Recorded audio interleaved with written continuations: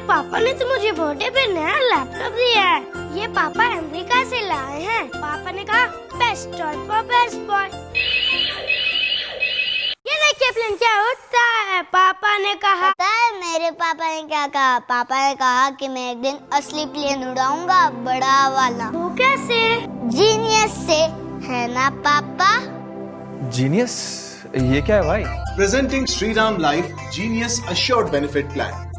ये प्लान आपके और आपके बच्चों के सपनों को पूरा करने में मदद करता है। फिर चाहे उनकी विदेश में पढ़ाई, उनकी शादी या कोई बिजनेस की शुरुआत ही क्यों ना हो। और तो और आपके ना होने पर यह आपके परिवार का ख्याल भी रखता है। अधिक जानकारी के लिए इस नंबर पर कॉल करें।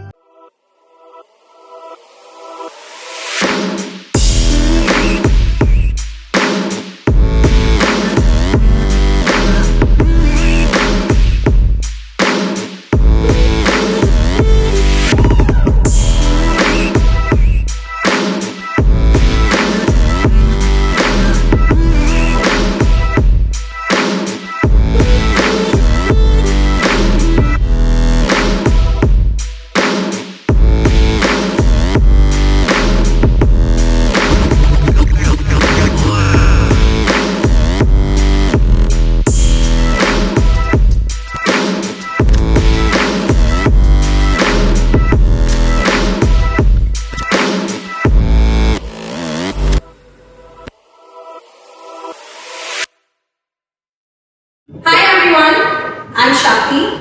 Welcome to the NoFilter stream, a conversation series by Socio Ladder. Socio Ladder, the SL Foundation, is all about giving back to the community. It's about community initiatives like school cleanup. Post the COVID-19 pandemic, the task of getting kids back into school is a monumental one. And one of the big hurdles that we all face is how unhygienic and unsafe a lot of these schools could be from months of being shut down.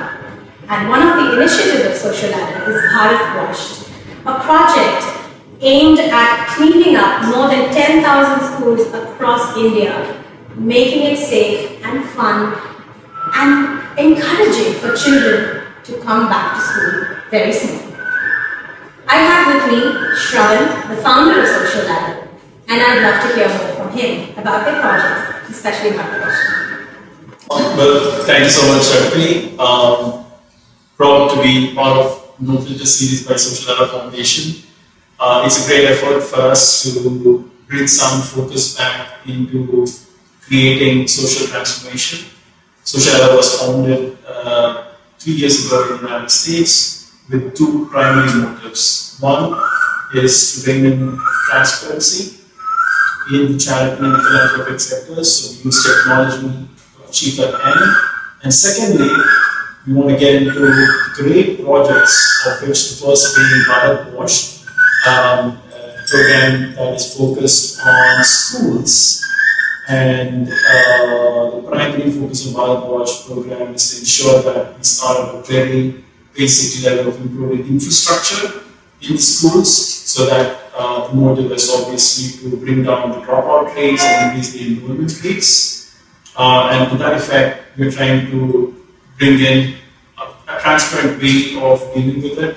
And this NoFilter series is basically based on the premise that people from great backgrounds who come out, talk their mind, talk their intellectual capacities in trying to influence and make this program a great success.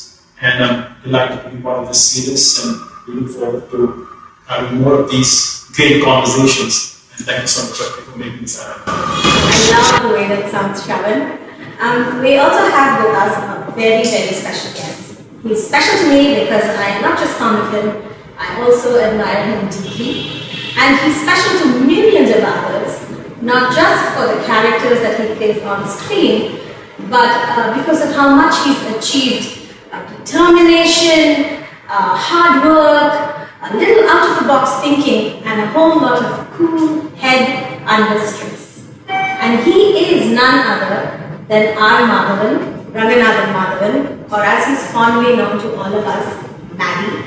It is such a joy and privilege to have him here with us. He's a superstar, he's a wonderful Mr. Nice Guy, a family guy, and someone who has strong positive opinions on what's happening in the world around us. Welcome, Madhavan. Hello, Maddie. Hey Shakti, how are you? Wait a minute, before I get to you, I want to give everybody an update on what you've been up to. Maddie has just completed a really, really interesting and intriguing project, a movie called Rocketry, The Nambi Effect, which is on the life and times and the tribulations by Nambi Narayanan, an aerospace engineer from ISRO, who was suspected of espionage, and his fight to regain his dignity and the justice he deserved. It's a deeply personal story, a deeply personal journey of Madhavan's, and I know the intensity that he's brought on screen. So I'm very, very interested in what he's done with it, and we all have to go and watch it from what I hear from him. First, I want to ask you, this monumental backlash from COVID-19, the tragedies it's caused, the worldwide lockdown and restrictions in all aspects of life, has been unprecedented. So how have you handled it professionally and personally? How are you doing? What are you doing right now? How are you keeping yourself busy? What's your mind like at this point? I think this pandemic has actually leveled the playing grounds for everybody as far as emotions are concerned. It doesn't matter what state of your life you're in, you suddenly have the greatest amount of insight into the kind of person you actually are. Are you one of those patients person who's blessed with patience? Are you as generous as you thought? Are you as giving as you thought? Are you as, responsible and determined as you thought? All these things are being tested and answered in these last 4 months. And I think like everybody else, mine is too. Also, I think everybody is going through a gambit of emotions, from imagining it to be a 10-day lockdown where you're forced to spend family time, to 4 months where you suddenly realize like the world you knew it has completely changed, and with that the people. Can you imagine the future generations, the youngsters who are in their teens right now, having to go through this? They're going to be scarred for life in terms of how they look at how we as seniors have made a decision about the world they live in.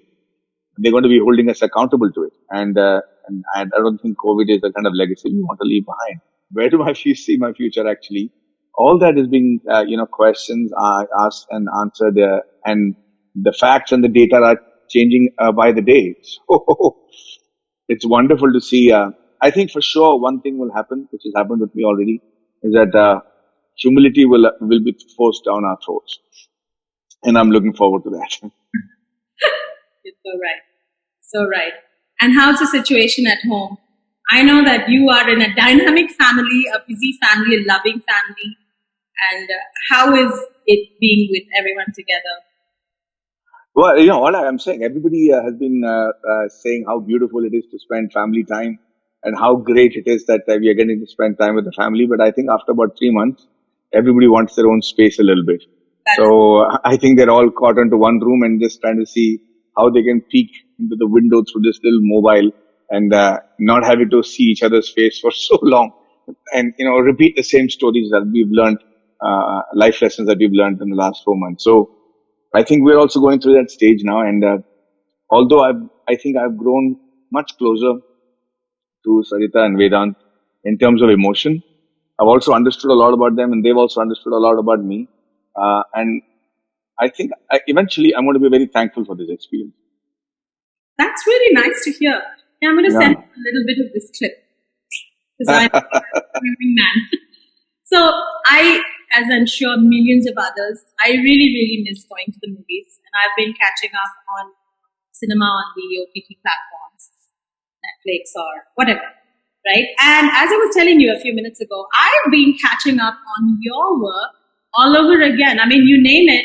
Right now I have everything. I have Netflix, Prime, Hotstar, whatever you have it.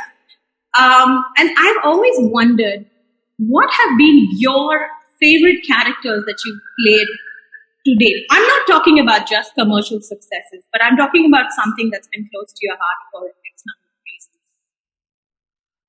reasons. So in terms of the characters that I've played, I have enjoyed the characters where I have put a lot of Maddie in them.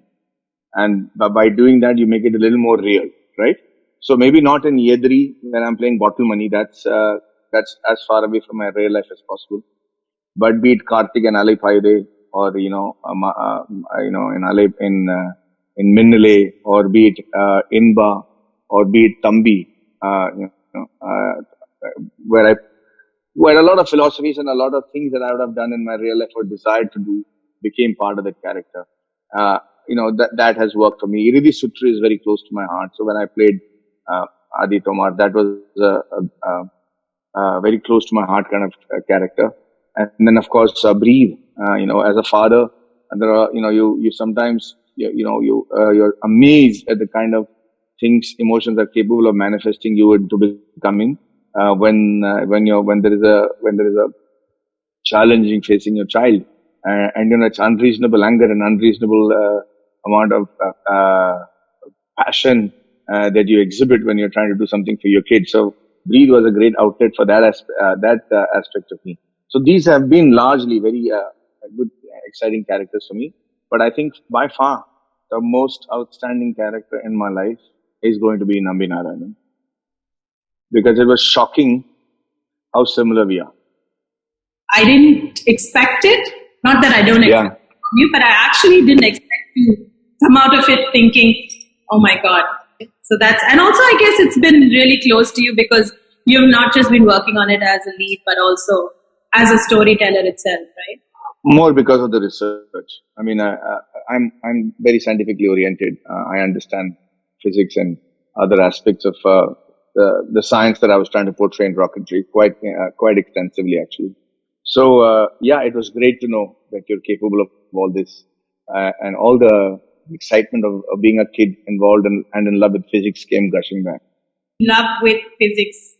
Never have I uttered those words.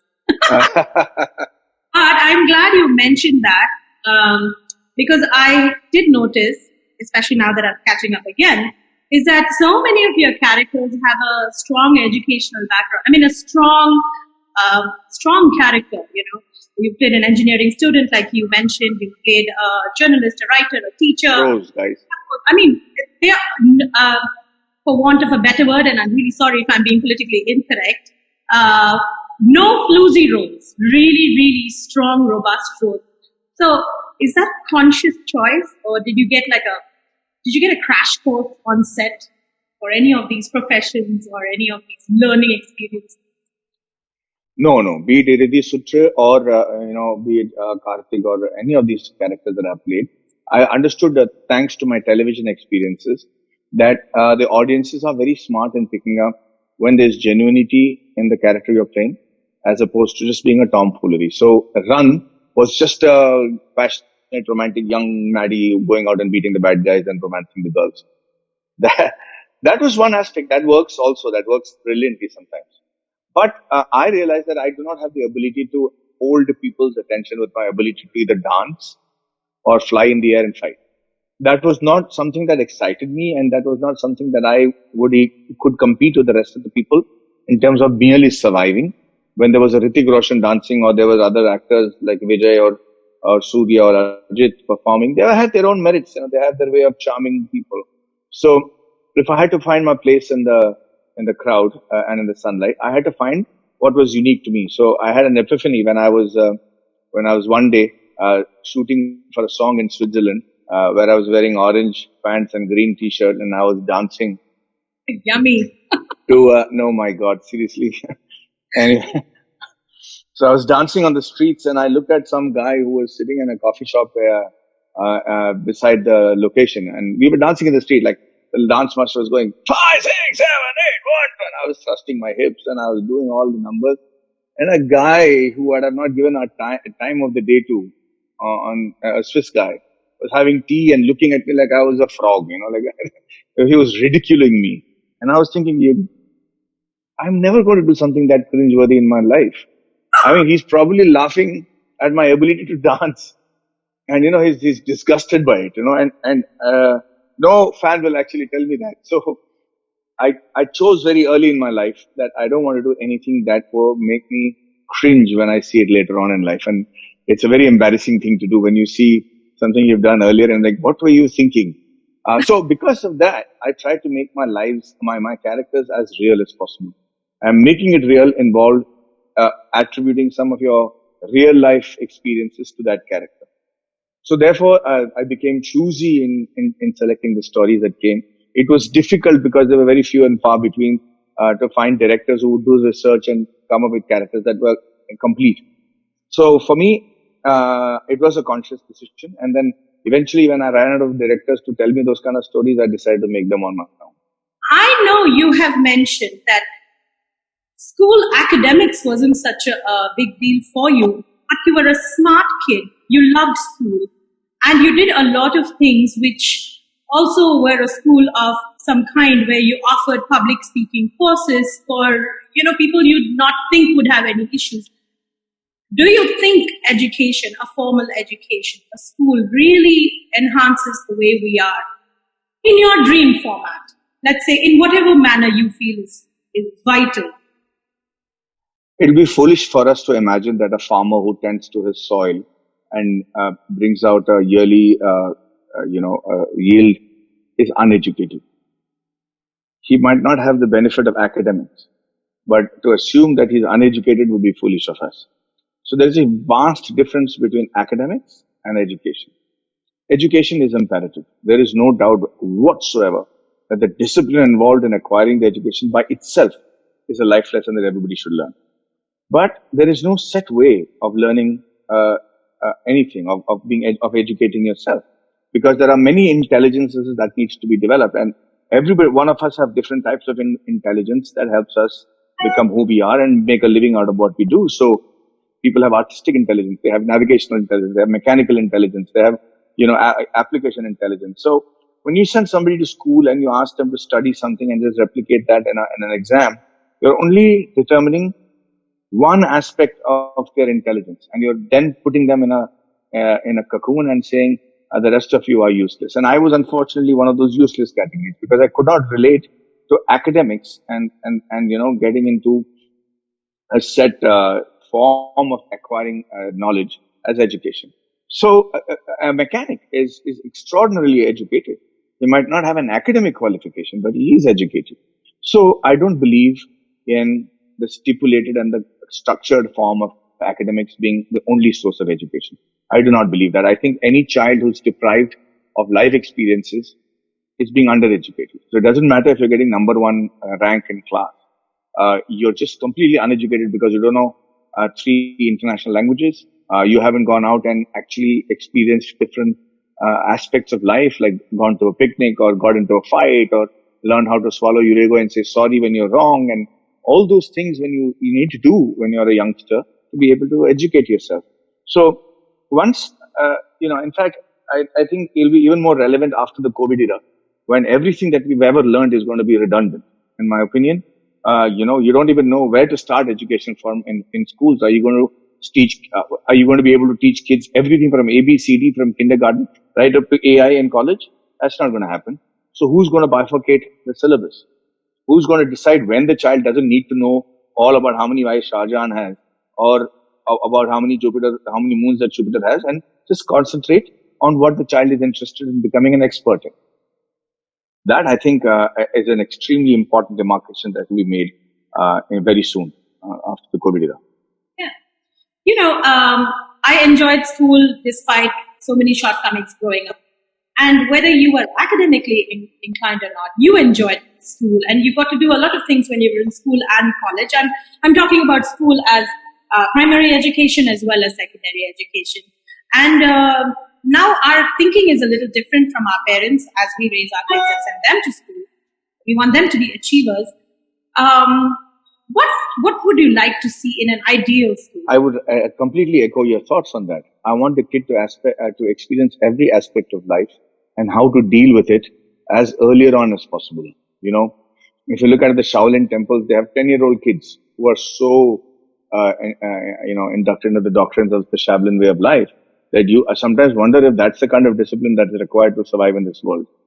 And yet others, you look at kids who are 10 years old or 5, 7 years old on the roadsides in Bombay, and they seem to be happier for some reason than some of the kids that I see in my apartment. Okay.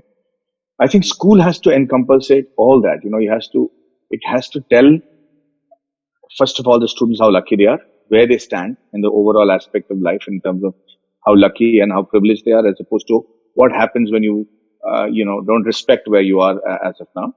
And you should be able to relate to every strata of society. So school should have the ability to have an exchange program with other schools, and it should be the responsibility of the well-off schools to actually get the other schools which are not really as well off and spend time with them. And I think you should know how to. Forgive me for saying, but you should know how much to spend time. You should know how to spend time with the son of a domestic help or with the son of a slightly much less privileged person and see what makes them tick. Because you have to handle every aspect of your life. Tomorrow, you might become a managing director of a company, but if you do not know how the frontline workers are living and dealing with, you're not going to be making an educated decision. So, life skills, there's no limitation to the syllabus of life skills. Physics and chemistry can be part of a syllabus, but life skills, the more you acquire, the better it is. And the most successful people in the world today, more than they're just mere talent of whatever they have produced, have acquired extraordinary people skills. And I think that should be the essential part of any school that I send Vedant to, is to meet people, see how you can, what opens doors for you. I've understood over a period of time, niceness and humility opens much more doors than trying to exercise your position as a member of the society. So that's the kind of school that I would like people to go to, and then let them pursue. I want the spirit of students to soar, man. I don't want you to hold back a student, fail somebody in the 5th standard, because that doesn't make sense to me. On what basis have you failed somebody? You've killed his spirit by holding him back or her back. That's not, at that young an age, it doesn't make sense to me. We're still following a very age-old educational system set by the British almost 250 years ago. So I'm totally against having to put a child into a box and then see if he fits in there. I'm glad you said that, because that's inspiring. One more thing, I think every kid in all these schools should be made to clean their own bathrooms. I think every kid should make sure that, the hygiene is maintained, not by the ayahs and the other people. I think it should be part of the school curriculum to make sure that they very actually doctrine this into their actual aspect. They should know. We did this. We went to schools where we were told class cleaning was part of it. And it should be toilet cleaning also. It's not a place. And if we had done that, if you respect that, I think half the problems won't be there today in the world. Shakti, this is going to be very shocking news for most people. But in the Silicon Valley, if you go to Silicon Valley and if you look at people who have made it big as Indians, okay, over there, a large percentage of those kids, of those people, as kids have learned, have been educated in a municipality school. How shocking is that? Of course, they went on to go to Harvard and all that after a period of time. But the basic education was started in a municipality school. I'm a little spellbound by looking at Madhavan the person and not Madhavan the actor, because Madhavan the actor takes me back to the year 1999 or 2000 when I was in Brunei. And I don't exactly remember the year, but I actually I bought a ticket in Kuala Lumpur to watch your Alai Paide movie. And I was like, wow, this is how a movie should be. And now when I'm looking at Madhavan the person with such intellectual depth about topics as varied as science to education to basic, ways in which a kid can be brought up, it's fascinating, Madhavan. So thank you. First of all, a big thank you for Shakti to make this conversation happen. Thanks to him. Yeah. All thanks to him. Yeah. Thank you. Yeah, and taking a few steps back, the real purpose of NoFilter is to kind of excavate the intellectual gold mine in people who are from varied backgrounds, who have achieved great, stages in their respective lives, but they also have personas that can reflect and improve on the real life challenges that we face. Now, SocioLadder Foundation was founded in the United States, in Chicago, by me like 3 years ago. Main purpose was to achieve wealth equity and income equity, of which, the disparities are like very grand and lavish. They're all over the place.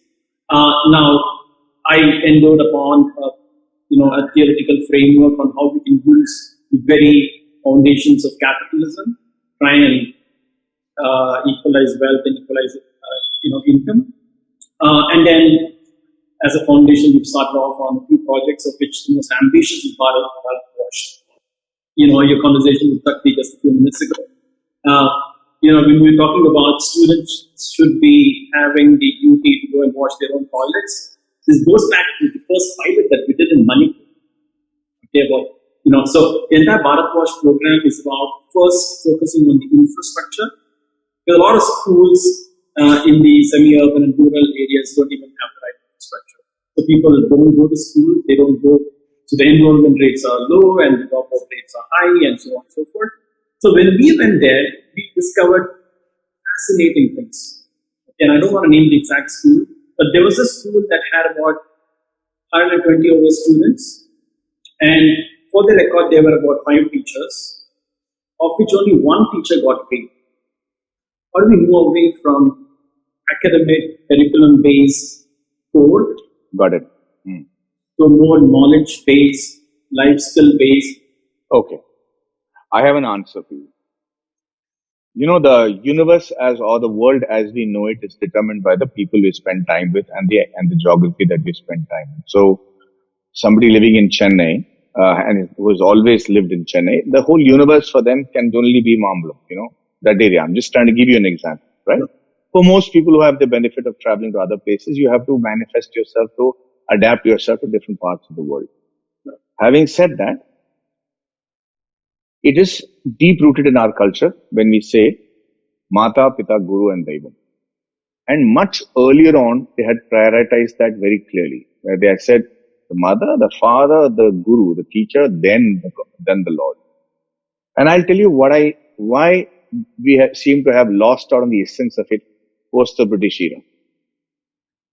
How many of us actually grow up in go study in colleges thinking we want to become school teachers? How many of us actually feel that, I want to get up and come back and become a school teacher in this particular school? Or it's the third job that somebody who has not been given any other avenues comes back in their hometown, wherever they're staying, attending to their husbands or wives' more important career. There's a side profession that they try to follow in a school. Most teachers are like that, unfortunately. We can never have first-class students when it's a passe profession for the teachers. Only expensive schools who are able to give their teachers extraordinary salary and make it worth it seem to be, are able to gather that kind of students. So the first thing we need to do as a society is to quickly go back where the government says teachers, especially the ones in municipality schools and other places, will be a thorough, well-paid, well-respected job. The moment as a nation we decide that we're going to pay the teachers much more than we pay our executives or people in other aspects of, make sure that the teachers have a proper, lovely lifestyle where they're able to sustain their families in a healthy environment, where a girl wants to get married to a guy who's employed as a government teacher, that when that becomes an aspirational quality for somebody to get even married to, that's the time that we've headed into a place where the teachers will now be competing against themselves to see how to educate their students in a more committed fashion. Let's say Madhavan, the cabinet minister for education, speaks. What would your first 30 days look like as a cabinet minister for education? Oh, I would actually get a gambit of people from around the world to find out at what is the age that we need to bifurcate a student's speciality, from which standard and which school should they start pursuing the line that they're interested in. It's not necessary that will be the line that they follow all the time.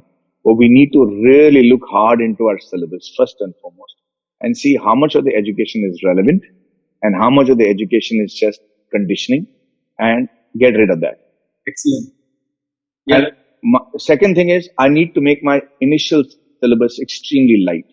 I need the kid to be able to spend a lot more time outside the school, still being given marks, be it sports, be it social activity, be it everything else. It should have equal weightage. If you learn a new language and you're able to international language. I think I would give that much importance to overall development, and with a very pivotal sort of a syllabus, which means that you're able to shift it every time you want to. So it's not burying the child under books. It's letting the child grow up and learn life skills by interacting with people. I would make it compulsory in schools for children to go and meet and be with. And for example, every third week you should go and study in a different school that has a partnership with you. So I want the Doon school to be able to send somebody to Vidya Mandir. I want the Vidya Mandir guys to go to the municipality school and talk to the teachers there and make sure the marks they get over there for that 1 week is as relevant as wherever they're going to. Sure. So what happens is you get to educate yourself and talk to and understand different strata of society. Now, I know a lot of old guns will tell you this is not possible, that is not possible. But I want to tell you that the reason they're old guns is because they say it's not possible. Their conditioning does not allow them to see in a different way. If I have to go back to the industry and I have to realize that only you can dance and sing and wear green pants, and only that will make you a hero, I won't be sitting here talking to you, nor would I have done Three Idiots, nor would I have done this. So you have to be the first ones to the wall. You're going to get your nose bloodied, but it can be done. It has to be done. Some of let's say the nucleus of Bharat Wash program is just about like an elevator pitch. It's that, look, we're trying to build, a GIS enabled approach to do need assessment at a school level. Each school is unique. We did a pilot in Manipur, which has the lowest enrollment rates and the highest drop rates. Right? We went there. Actually, I with my team went to Manipur. We went and surveyed about 16 schools in about 4 districts. Each school has a very unique requirement. So Bharat Wash program, we're trying to create a geospatial map of all the schools in India, and with each school's need assessment being articulated accurately. So there will be people who can sponsor the needs, for example. And then the good thing that we do is that I come from a technology background, so we're trying to apply technology for social sciences. So we deploy blockchain tech, for example, just to ensure transparency.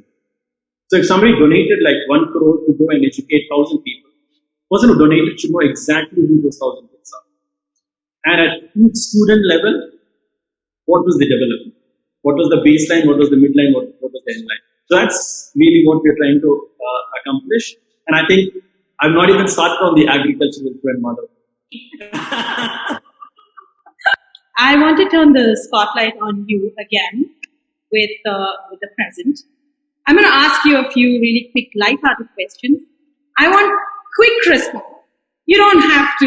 Think of the first thing that comes to your mind. Okay. You were invited to speak at Harvard. You stood at the podium and thought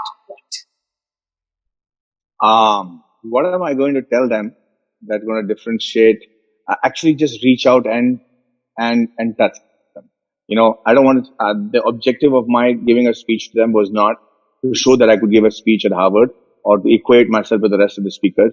I wanted to say something that would actually reach inside and make sense to these extremely talented youngsters who have managed to get into Harvard. So how do I, as an actor, first of all, reach out and say things that they will be able to relate to? That was what I was thinking. At your speech, which I actually looked up and read, you had a dream for India 2030. You said you have to dream. I'm just paraphrasing. Dreams become passion, passion becomes goal, and that's where we're going to be. Does the dream still hold? At all times. At all times. I think I am a product of absurd dreams. I'm a product of impractical dreams and dreams that I've set for myself.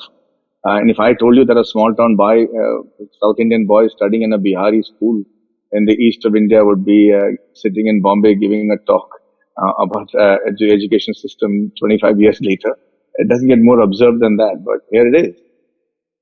And we thank you for that. Thank you. Why Nambi Narayanan? Why not anyone else? And how closely were you affected by him? How deeply were you affected by him? I think I couldn't have asked for a better biopic to do in my life. I don't think I can surpass it. Secondly, the reason for doing a biopic was not just to make a movie, make it worthy of people to be entertained and make money out of it. All that took a backseat. The very fact that it's a national crime not to know about Nambi Narayanan was the line passing over my head every night since the day I met him. I just felt that as a country, we can never be great. We can never be, it's one of the lines in the film, you can never be great unless you actually celebrate the ones who make us great. And Nambi Narayan need to be celebrated and actually acknowledged. Until I started making the movie on him, nobody knew about him and nobody gave him the awards and nobody gave him the Padma Bhushan. It's just I think it's still a drop in the ocean compared to all that he's contributed to this country, and the film will reveal that. It's all about Nambi Narayan. I'm very grateful to God to have got the opportunity. Super. Now school. Okay. What is the naughtiest thing you've ever done at school?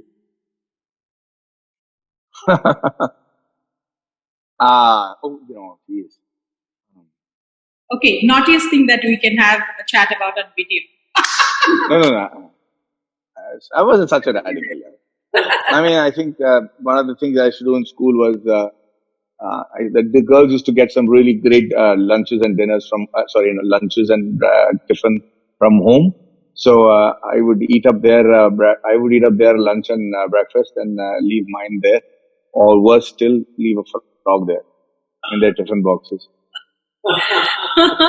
When your school classmates heard that you are going to Canada for a year, what was your reaction? You want to hear the profanities in all languages or just one language? Because they were so angry at me. They were so angry. Because they were preparing for the ISC exams, 12th standard exams, IIT and all that. And I'll tell you a very defining moment in my life. I had to leave India for the exchange program in January, but I didn't get the visa. And finally, by the skin of my teeth, I managed to leave by the end of January, early February. And I remember somehow managing my way to go to New York and Detroit and Chicago. And from there, I was supposed to fly to Edmonton, which is in Canada, where I was supposed to spend a year.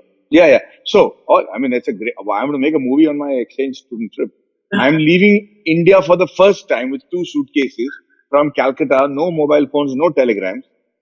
My parents have left me, tearfully left me, and I'm sure they were happy to see me go also. But, and I enter and I go to the Air India counter and they tell me, flight's been cancelled. And I'm like, ayyo, what happened? Then I'm even more worried because I met a couple of Jyotishis who were there in Jamshedpur and other places who looked at my hand and they said, oh, you had a very nice life and you won't go abroad and all, they told me. So they told me clearly you will not go abroad and all. So I'm like, okay, and I'm worried now. I bought the visa and I'm expecting something to go wrong. They said flight's being cancelled. So I said, yeah, see, this all coming true. Then they said, but we have another flight which goes from here to Yugoslavia, then Czechoslovakia, then from there Belgrade, and it will go to New York. And finally, you'll reach there one day later, but you can take this flight. So I said, I'm on. Shakti, you won't believe it. I'm sitting on a JAT airline flight, JAL or something at that time, 89. I'm waiting to take off at 3 o'clock at night from Calcutta. At that time it was Calcutta. And I'm worried. I'm so worried because the Jyotishi has said I will never go abroad. So the plane takes off, taxis, it takes off. I'm looking out of the window and I'm telling the air hostess, please tell me when we cross the India border so that I know that even if the plane has to fall down, it'll still fall abroad. My God. So, strangely nothing happened, but I managed to reach Canada. And then I remember very clearly a defining moment. I got upgraded to the first class when I was traveling between Chicago to Edmonton. And it was late night flight, around 9 o'clock at night. And I remember she said, would you like to have something to drink? I was 17 years old. So I said, can I have a glass of champagne? And I'm not supposed to drink, like supposed to be no drinking, no driving and all that. But she said, what's your age? I said, I am 17. She said, oh, you're too young? I said, yes, I know. But if I tell you the reason, will you give it to me? She said, you know what? I said, I just wanted to toast. So she said, I'll tell you what I'll do. So she gets a plastic glass and 3 drops of champagne she puts in and gives it to me. And I take it and she has given me some honey roasted peanuts and almond and I take that and I look out of the window. It's exactly 10 o'clock. I'm flying to Canada to spend a year with all the blondes and the horses and everything. And at the exact same time, my friends were giving the maths exam back home for the 12th standard, ICSE. So I took the white glass and I said, cheers guys, all the best. And I had the peanut and I had a sip of that champagne. And the air hostess came and said, so what were you toasting? So I told her, this is what it is. I escaped. My friends are now giving the most important exam of their lives and I'm going off to Canada to spend a year. And she says, that's a good reason. And she gave me another sip. So it is a fabulous moment. And you got full attendance. Totally. Who was your first crushes? School crush? It's my maths. Not Sarita. No. School. I had the biggest crush on my maths teacher. She was a 4th standard maths teacher, and I never passed in maths after that. Oh, distracted were you? I'm not distracted. I was angel. I was like doe-eyed. She had long hair and beautiful eyes, and she was very kind. So, totally infatuated. Awesome. Have you ever stood up for a buddy in trouble in school? All the time. I got into more trouble than the buddy himself. All of that came in your movies? Came in Run? Came in all sorts of... Yeah. Like it's a very Bihari, beautiful tradition, that if you are a friend, you are a friend. You just, irrespective of how right or wrong you are, you just support them. That's it. That's what friendship means. Awesome. I can speak to you like this forever. One last question, then I'm going to ask you to please speak to our audience, which I hope will be tuning in thousands and millions. Vedant, your son, a smart kid at school. I remember him from when he was young. And now he is an international sporting achiever. Who's the wall of support for him? What do you feel about this? How do you feel inside as a father and as a person who's broken so many barriers? You know what it's like to go out there on your own. So, in all my wise talk, Shakti, I'm still at the end of the day a father who's really worried about how his son will turn out. And I'm sure, the googlies that life throws at you, I'll have my own challenges as a father for sure. Okay. But, one of the things that I'm very proud about is that I didn't have to force Vedant into anything. He was one of those guys who was, interested in swimming from when he was a kid. And so he naturally took to it and we never had to wake him up even once at 4 a.m. to force him to go swimming. He would be up and he would be ready. That kind of gave me an insight that was his passion. And the entire credit for Vedant's success, of course, belongs largely to Vedant, because he's passionate about it. But a lot of it belongs to Sarita, who has completely, there is a swim mothers club, which I think only swim mothers will understand. There you go, right? Yeah. And that's a life that requires a lot of sacrifice and a lot of commitment. And Sarita is brilliant with that. And she's managed to be an extraordinary wife and a daughter-in-law despite all the time she spends as a mother, and that to a swim mother. And I somehow keep wondering how she managed to squeeze out 40 hours in a day. And so the entire credit belongs to her to a great extent. So, I hate this, but I'm coming to the end of our chat. Maybe we will meet soon and have a longer one over champagne. So, right. I wanted to ask you humbly, in these unprecedented times, COVID-19 and everything, the current hygiene and sanitation situation, I have to say this formally, is in thousands of schools, especially government schools across the country, are in a deplorable condition, and they're almost like a breeding ground for the coronavirus. And we want to give hope to parents and children that, yes, the environment will be safe, clean, and hygienic and fun again, and we want the children to go back to school. So can you give everybody who's watching a word or two of encouragement and support? Can you tell them what we're doing with Bharat Washed and Social Ladder? Bharat Wash is an extraordinary concept, and cleaning up the schools around the country is an essential thing so that they're habitable again and people can go there without the fear, which as an organization you have taken up with the missionary zeal, which is brilliant. But I think eventually everybody's going to be fearful of going to schools, and that's not an unfounded fear. But you must understand that the maximum growth for a child is collectively. You cannot afford to keep them home for long. And eventually, people like Shakti and the and Shravan and the rest of the team who are making this effort to clean up the schools. I think one of the brilliant things, let me just sidestep a little bit here. Our dropout rates for girls studying in schools was much higher till this particular government came. And I think I'm surprised that all the political parties did not actually agree with and start the Swachh Bharat movement with a passion, because building these toilets in the schools that they managed to do has brought down the dropout rate between the girls from the 7th standard to the 12th standard to a great extent, because they were able to use the toilet during the time when they were getting their periods, and therefore the dropout rate has reduced considerably. And we've got much more. And so it's a brilliant move. And I think everybody, irrespective of which aspect you should stand, should appreciate this aspect of Mr. Modi. And I'm a great fan of that movement, okay? And I think furthering that, it's what you're doing right now, is cleaning up the schools.